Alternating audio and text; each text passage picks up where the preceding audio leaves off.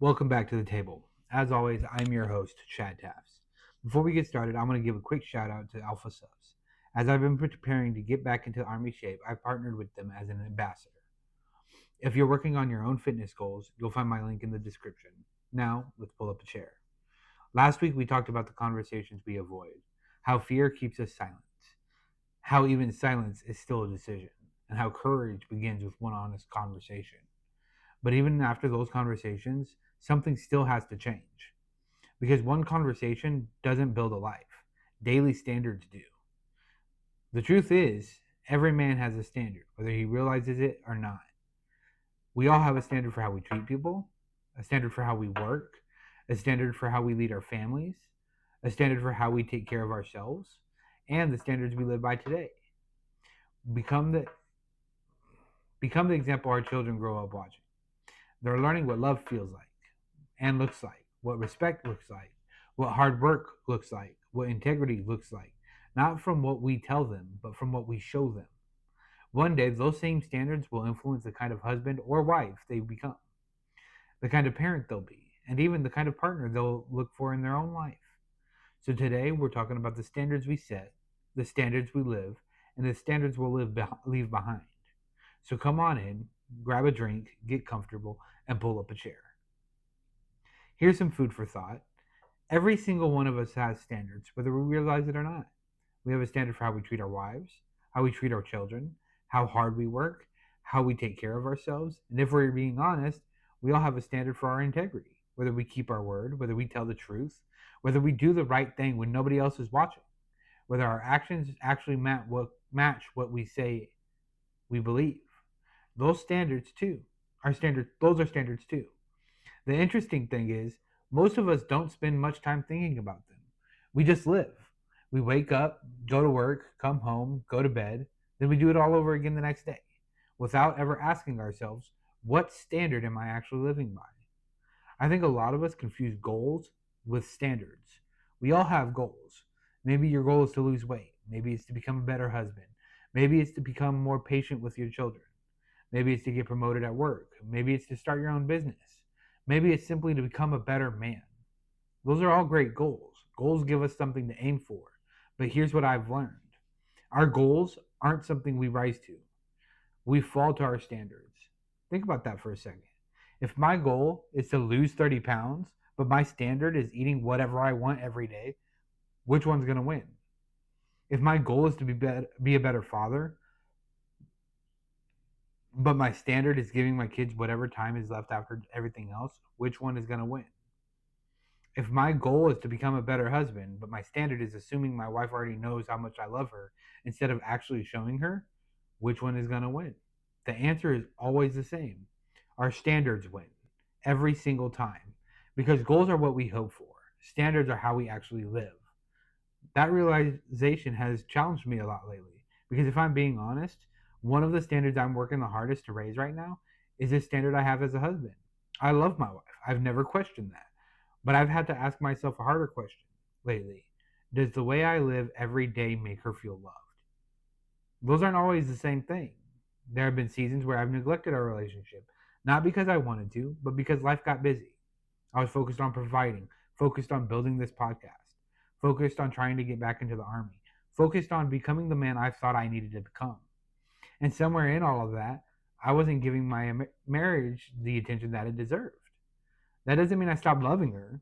It means my standard wasn't matching what I said I valued. And that's a hard thing to admit because I don't want to be an average husband. I don't want my wife to ever wonder where she stands with me. I want her to know she's my world. I want her to know that if I had to, I'd move heaven and earth for her. Not because I tell her that once in a while, but because the way I live every single day leaves no doubt. That's the standard I'm trying to build. Not because I've already reached it, because I'm still working on it. And one day, my children are going to build relationships of their own. They're going to look for what they grew up seeing. They're going to decide what love looks like by watching mine. I can't control every decision they'll make, but I can control the example I leave behind. That's why standards matter, because they're never just shaping us. They're shaping the people who are watching us too. And maybe that's the hardest part about standards. They don't care what we intend to do. They don't care what we hope to become. They simply reveal who we are today. The good news is standards aren't permanent. They can be raised, they can be strengthened, they can be changed. But that change starts with honesty. It starts by asking yourself one simple question. Forget where you hope to be in 5 years. Forget the goals you've written down. Based on the way you're living today, what standard are you actually setting?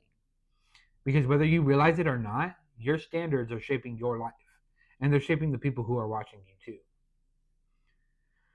Something I've realized over the years is that standard rarely disappears overnight. We don't wake up one morning completely different than the man we were yesterday. It happens slowly, one small decision at a time, one compromise, then another, until one day we look in the mirror and we wonder how we got there. I think that's how a lot of bad habits start.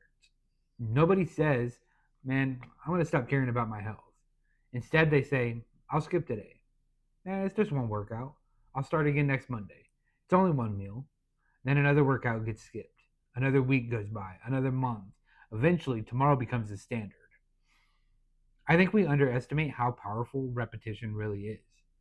Because whatever we repeatedly allow eventually feels normal. That's why standards are so important. Not because they make us perfect, but because they keep us from drifting. And here's the dangerous part: drifting is almost impossible to notice while it's happening. You don't feel yourself lowering the standard, you just slowly adjust to it. Until one day, the things you once promised to yourself you'd never accept have become part of your everyday life. That's why we have to pay attention. Because every compromise teaches us something. It teaches us what we're willing to accept. Every time we lower the standard, it becomes a little easier to lower it again.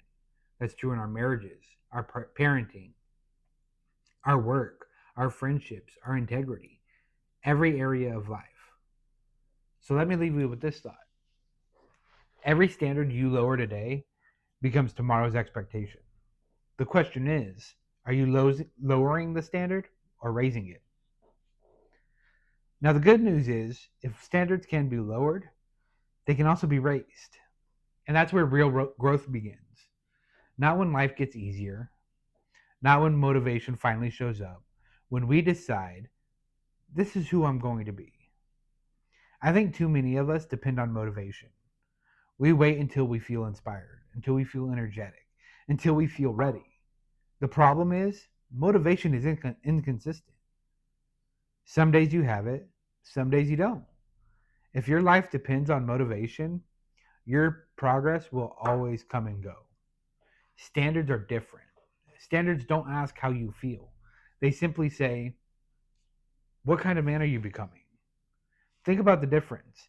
Instead of saying, I hope I work out this week, you decide, I don't miss workouts. Instead of saying, I'll try to be more patient with my kids, you decide, I refuse to yell when I'm frustrated. Instead of saying, I really should read more, you decide, I'm going to read every day. Do you hear the difference? One is a wish, the other is an identity. I think one of the biggest shifts that we can make is exactly that. Stop asking, what do I want to accomplish? Start asking, who do I want to become? Because when your identity changes, your habits usually follow. A man who sees himself as dependable keeps his word. A man who sees himself as honest tells the truth even when it's difficult. A man who sees himself as a present father makes time for his children. Not because someone reminds him to, just because that's who he is. I've had to start asking myself those kinds of questions too. Right now, one of the biggest standards I'm trying to live up to is the armies. Not because someone is forcing me to, but because it's the path that I've chosen. The army doesn't lower its standards because I'm having a bad day. It doesn't change the fitness requirement because I don't feel like working out. It doesn't say come back when you're motivated. The standard stays the same. And it's my responsibility to rise to it. And the more that I think about it, life works the same way. If I want to become a better husband, I have to raise my standard. If I want to become a better father, I have to raise my standard. If I want to become a better leader, I have to raise my standard. Because the standard doesn't move, I do. The same thing goes for becoming a better father, a better leader, a better friend, a better man. The standard comes first. then the results begin to follow. That doesn't mean you'll never have bad days. You will. I will too. Raising your standard doesn't mean becoming perfect. It means refusing to settle. It means that when you fall short, you don't lower the standard to match your behavior. You raise your behavior to match your standard. That's a completely different mindset because motivation fades, feelings change, life gets busy, but the standards you choose to live by can remain the same. And over time, those standards stop being something you think about and they become who you are. Because at the end of the day, the life that you're building will never consistently rise above the standard that you've chosen to live by. Now, I think one of the biggest misunderstandings about character is that we think it's built when people are watching, when our boss is around, when our spouse is looking, when somebody is giving us credit. But that's not really where it's built. Character is built in the quiet moments, the moments nobody else ever sees. Think about something as simple as returning the shopping cart. Nobody's going to give you an award for it. Nobody's going to post about it on social media. Nobody's even going to know you did it, but you'll know. And that's the point. Now think about keeping your word. You tell someone you'll call them tomorrow. You tell your wife you'll take care of something around the house. You tell your kids you'll play with them after dinner. You tell yourself that you'll wake up early. Nobody's forcing you to follow through. You can make an excuse. You could say you forgot. You could tell yourself that it isn't that big of a deal. But every time you keep your word, you're reinforcing a standard. That goes for showing up on time as well. Being honest, doing the right thing when it would be easier not to. Helping someone who can't repay you. Cleaning up after yourself. Holding the door open. Treating the waiter with respect. Those aren't huge moments. They're ordinary moments. But ordinary moments build extraordinary character. One decision at a time. And I've realized something over the last few months. As I've been getting ready to go back into the Army, nobody is standing over me every morning making sure I work out. Nobody's making me eat better. Nobody's making me lose the weight. Those decisions happen when nobody is watching. Because if I only do the right thing when somebody is watching and holding me accountable, then I really haven't built the standard yet. I built a performance. Character isn't about what you do when people are watching. It's about what you choose when nobody would ever know the difference. Because eventually, the man you are in private becomes the man everyone else experiences in public. That's why integrity matters so much. Not because someone else is keeping score, but because you are. And every private decision is casting a vote for the kind of man you're becoming. So take a minute and think about this. The standard you keep alone is the standard you truly live by. It's time for a roundtable reflection. Before we move on, I want you to think about a few questions. Don't answer them out loud. Answer them honestly. If nobody ever applauded your choices, would you still make them? If nobody ever noticed your hard work, would you still work just as hard? If nobody thanked you, would you still choose kindness? Now think about your children, or maybe your nieces, your nephew, the younger people in your life who look up to you. If they copied your standards, not your words, your standards, would you become proud of the man or woman they became? Or would there be things you'd hope they didn't learn from you? One last question. What standard have you quietly lowered? In your marriage, as a father, at work, with your health, with your integrity? Because the standard you choose tomorrow can be different than the one you lived yesterday. All right, now let's keep talking.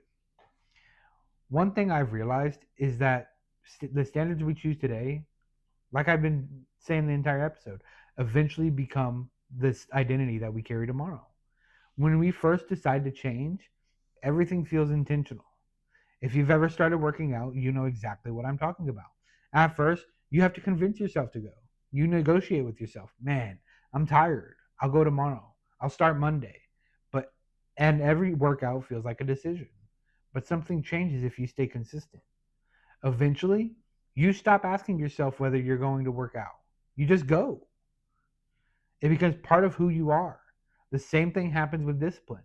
At first, you have to remind yourself to wake up early, to keep your word, to put your phone down and to spend time with your family, to be patient, to control your temper, to tell the truth when it's uncomfortable. Every one of those decisions takes effort, but over time, those choices stop feeling forced. They eventually become habits, and eventually, those habits become your identity. People don't say he's trying to be dependable. They simply say he's dependable. They don't say he's trying to be honest. They say if he gives you his word, you can count on it. That's the power of standards. They stop being something you do and they become who you are. And I've been thinking about that a lot lately. I've realized I'm not just trying to meet the physical standard for the Army. I'm trying to become the kind of man who naturally lives at that standard. The goal isn't to barely pass a fitness test. The goal is to become disciplined enough that taking care of myself is simply a part of who I am. Because one day, the Army won't have to remind me to meet the standard. I'll just expect it from myself. And I think that's true in every part of life. I don't want to become the kind of husband who only shows love when I remember. I want loving my wife, well, simply be who I am. I don't want to become the kind of father who's present only when it's convenient. I want my children to know that being present is part of my identity. I don't want integrity to be something that I think about only when it's difficult. I want honesty to become so normal that it never feels like a discussion. Or, I'm sorry, a decision. I think too many of us spend our lives chasing accomplishments when we should be building our character. Accomplishments come and go. Titles change, jobs change, money comes and goes. But character will always stay the same. So let me ask you something. If someone described you today, what words would they use? Reliable, patient, honest, present, kind, disciplined? Or would they describe the standards you quietly settled for? Because people won't remember every goal you've ever had. They'll remember the kind of man you were. And here's what I've learned. Every standard you choose becomes part of your identity. One decision won't define you, but thousands of decisions will. And if you keep raising your standard, one day you'll wake up, look in that mirror, and realize you're no longer trying to become that man. You simply are. Before we wrap up today's conversation, it's time for this week's challenge. And this week, I'm going to keep it simple. I don't want you to try to change every part of your life. I don't want you to make a list of 20 goals. I want you to pick one area. Man, just one. Maybe it's your health. Maybe it's your marriage, your parenting, your work ethic, your friendships. Maybe it's even your integrity. Whatever it is, raise the standard. Not forever, but just for this week. If your standard has been hitting snooze 3 times every morning, raise it. If your standard has been putting your phone before your family, raise it. If your standard has been saying, man, I'll do it tomorrow, raise it. Choose one area and make one decision that the old you wouldn't have made. Then make the same decision again tomorrow and the day after that.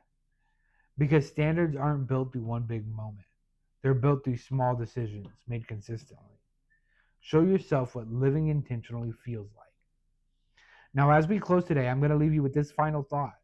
Standards aren't built in one day. Neither is character. Every decision matters. Every habit matters.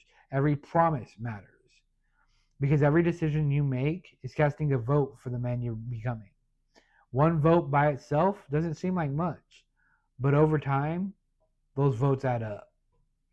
One day you'll wake up and realize you're living a life that reflects the standards you've chosen. Not the goals you've talked about, but the standards that you've lived. Because excellence isn't one great decision. It isn't one perfect week. It isn't one incredible accomplishment. Excellence is a standard, and standards become habits. Habits become character, and character becomes your legacy.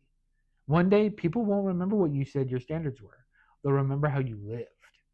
They'll remember whether your word meant something, whether you showed up, whether you loved your family well, whether you treated people with respect, whether your actions matched your words.